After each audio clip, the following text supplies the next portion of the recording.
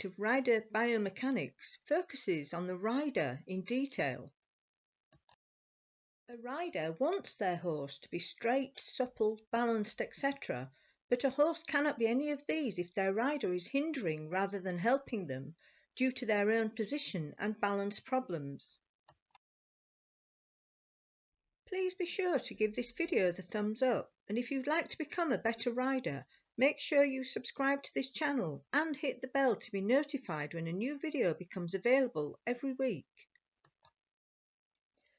So a rider needs to have an independent seat. A rider needs to fully examine themselves and to be fully aware of what their body is doing if they want to ride to the best of their ability and to help their horse to go as well as possible. What is an independent seat exactly? The term independent seat is difficult to describe. The term is often used to indicate how effortlessly a skilled rider appears when they ride a horse. Watching a skillful rider should give the illusion that they're not moving at all, when in fact they will be moving, but it will be with rather than against the movement of their horse. This apparent stillness is because the rider has an independent seat. Even though the term independent seat sounds as if it's all about keeping your seat on your horse, it involves much more than that. Yes, it's about how you sit on a horse, but in fact it involves your whole body. Whatever your level of riding, you should be aiming to develop an independent seat, not only to improve your riding, but to make the experience as comfortable and as safe as possible for you and your horse.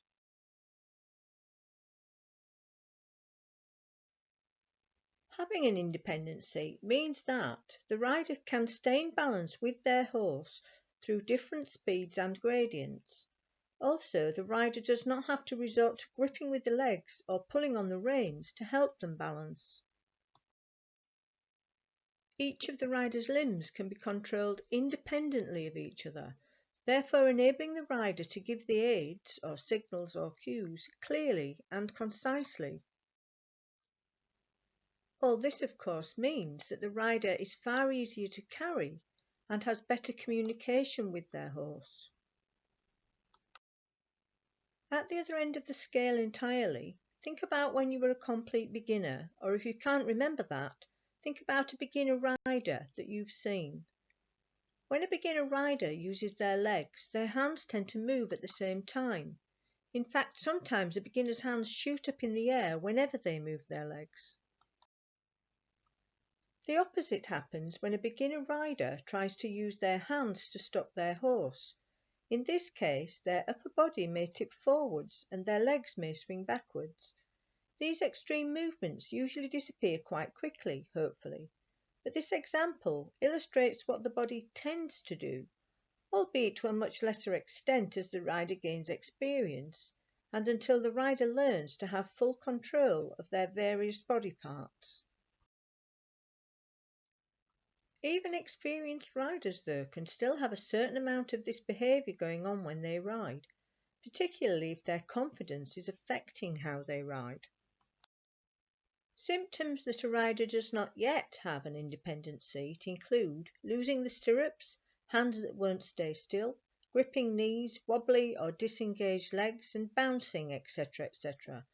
All of these tend to result in a loss of confidence and create a vicious circle of events. The rider adopts the fetal position because their subconscious tells them to do so.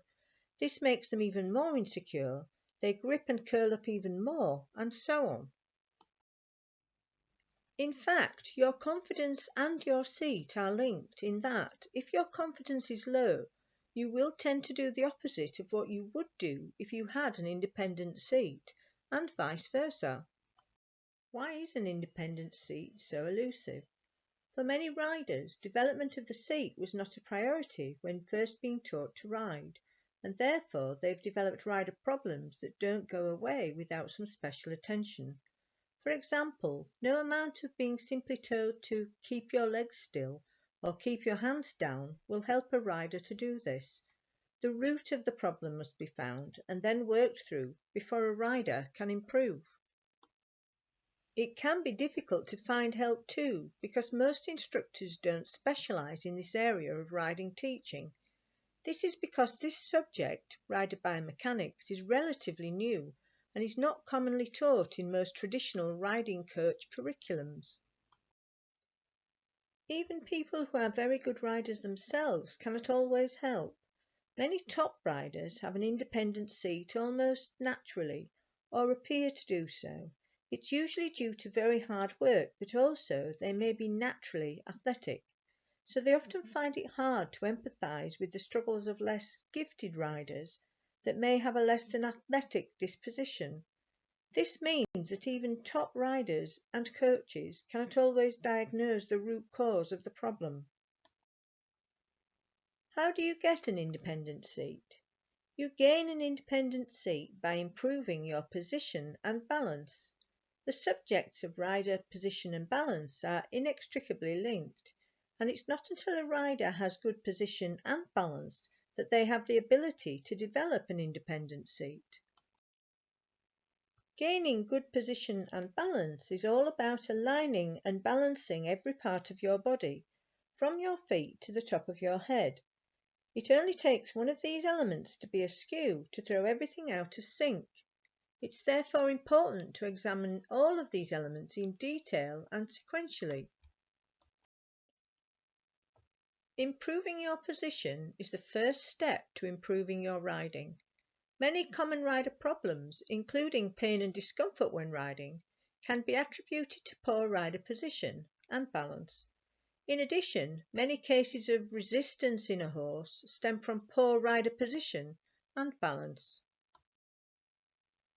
I will now outline just a couple of very important points in terms of correct rider position. There should be an imaginary straight line from the rider's ear through the hip to the ankle. The arms should hang at the waist or slightly forward of the waist, and there should be an imaginary straight line from the rider's elbow to the horse's mouth. In terms of position, this is what we're aiming for, not just because it looks pretty, but because it's balanced, it's more secure, you are easier to carry, and you can then apply the aids correctly.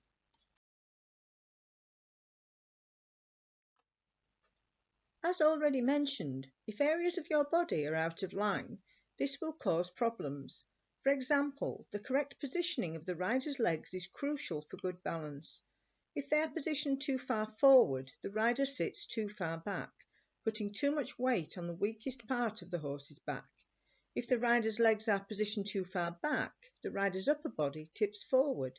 This unbalances the rider and makes them very insecure indeed. In addition, if the legs are incorrectly positioned, they won't be in the correct place to apply the aids. The upper body should be upright with the head positioned directly over the body, not in front or behind. This is particularly important because the human head is very heavy. If it's not balanced on top of the body, then this unbalances the rider greatly and uses up unnecessary energy. When in the correct position, a rider should actually be standing across a horse in such a way that if the horse were to disappear in a puff of smoke, the rider would land on the ground with their knees slightly bent but still in perfect balance. If you ride with your legs too far forward or a chair seat and your horse disappears in a puff of smoke, you would immediately fall on your backside. Being aware of your body position is another very important step to improving as a rider.